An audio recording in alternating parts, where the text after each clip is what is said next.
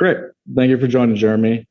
So as you mentioned, and as the other panelists have mentioned, there has been some previous iterations of accelerated settlement. So the concept is not new. The industry has been trying to shorten the settlement window for almost several decades now. We had the first initial move from T5 to T3 back in 1995.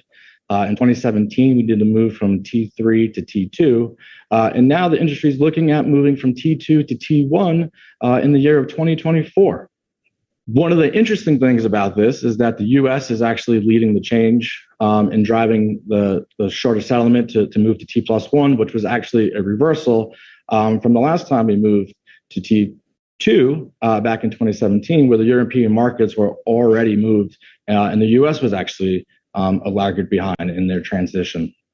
I guess one of the things I was wondering is the transition from T2 to T1 is expected to reduce the current processing times in half. You know, what are the other major benefits for this initiative and moving to T+1? John, you help answer that? Yeah, sure. Thanks, Dave. So when I look at the benefits of moving to T1, I really think of them in two kind of buckets. You know, one is risk reduction, and the second is operational efficiency.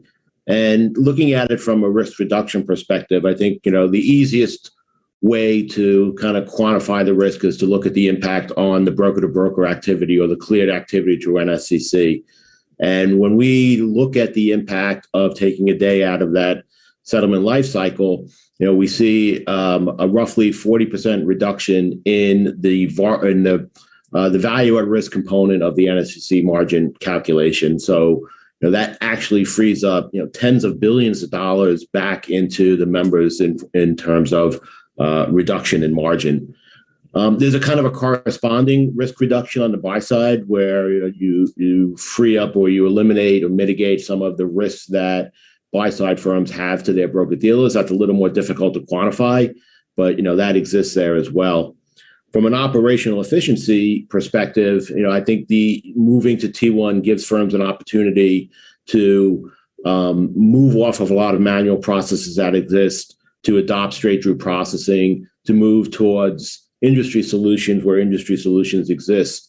And if you think about it, adopting these industry solutions and modifying and improving your own systems doesn't only create operational efficiencies for you, but it kind of creates operational efficiencies across the whole ecosystem. So as each firm moves, you know, towards modifying their system, it just improves the entire ecosystem.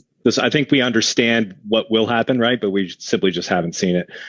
Certainly agree with John in terms of the automation. I think, if anything, this is certainly going to be a catalyst for the industry to become even more automated. Anybody who is sort of on the fence in terms of some of their processes, this is certainly going to, sort of accelerate their decision making or, budgeting towards automating some of these non-STP processes, which I think will certainly be a benefit. So the move to T+2 was a little over 5 years ago. I'll stick with what do you feel the key differences in this move from T2 to T1 that are different this time around than the move to T3 to T2, which was just 5 years ago? Sure. I'm sorry, Ian. We'll stay with you. Yeah, sure. So I see the move from T+2 to T+1 as a lot more kind of transformational than probably what T+3 to T+2 is. If you take a look at the timelines between the sale, the broker due date, and also the potential buy-in, they're remaining pretty constant. What is actually getting reduced is actually one extra day of being able to do the processing.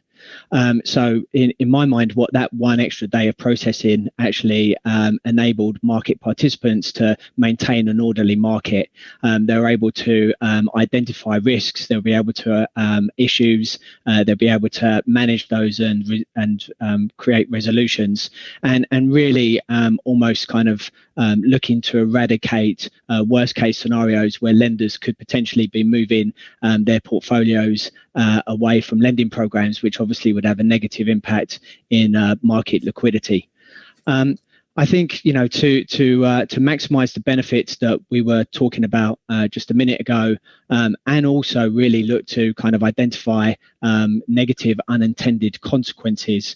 I think it's important that we actually analyze the business and technical flows from the beneficial owner through to the agent lender through to the broker dealer.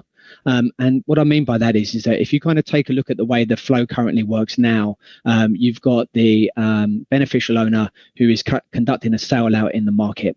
And essentially they've got to go through a matching, an affirmation and a confirmation process in regards to that. They probably have some other internal processes that they do as well, but essentially what they're doing is that they're sending that sale notification over to the agent lender pretty much after the market cutoff time.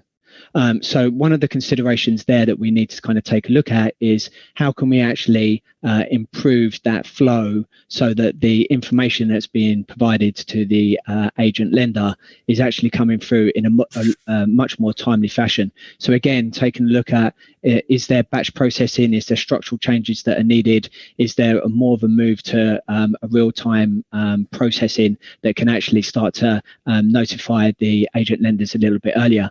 I think equally for the beneficial owners, they come in all various sizes. So some of them probably do have automation at the moment.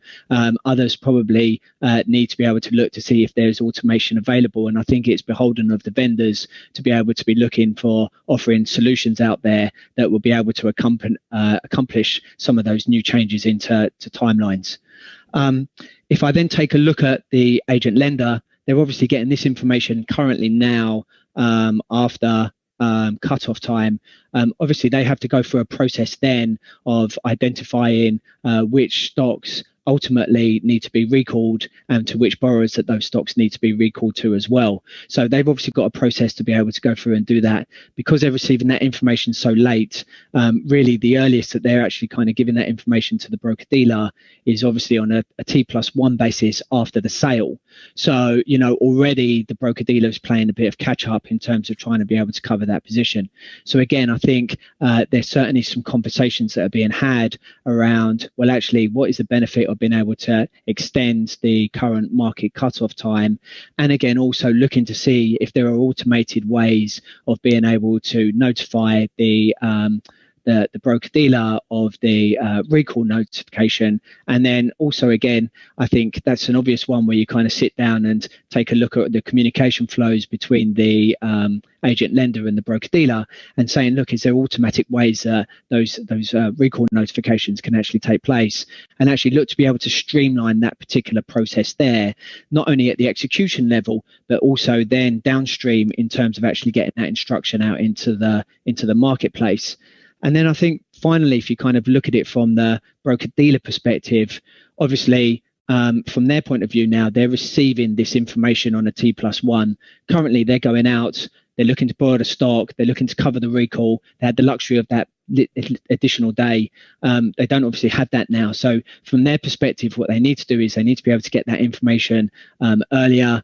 Obviously, they would like to be able to get it into their optimization tools, which happen overnight, so that they actually are in a pretty good position at the beginning of the day to instantly know what they may need to source or what they can actually cover naturally themselves. So from that perspective, they're obviously looking to be able to see if they can get some kind of an extension to the current market cutoff times, and obviously a little bit more automation in terms of the notifications around the recalls, so that they could then go out and actually borrow the securities. And again, I'll come back to the constant theme around the fact that, for the borrower or the broker dealer, what they need to do is they need to go out and borrow the securities.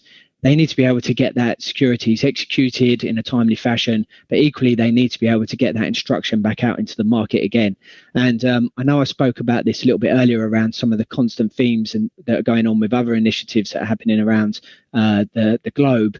This is probably the constant theme, and the fact is that, the latency between an execution and actually getting that instruction out in the market and settling it is becoming more and more crucial, and it's becoming more and more condensed. So I think, to summarize, what essentially people are looking at is they need to take a look at the process flow kind of horizontally, completely from beneficial owner through to the broker dealer, but then equally from a kind of vertical perspective internally in their own shops, they need to look around how they can eradicate some of the latency that takes between kind of executing and settling the transactions, so that inventory can move in a lot more of a seamless and timely fashion than what currently happens.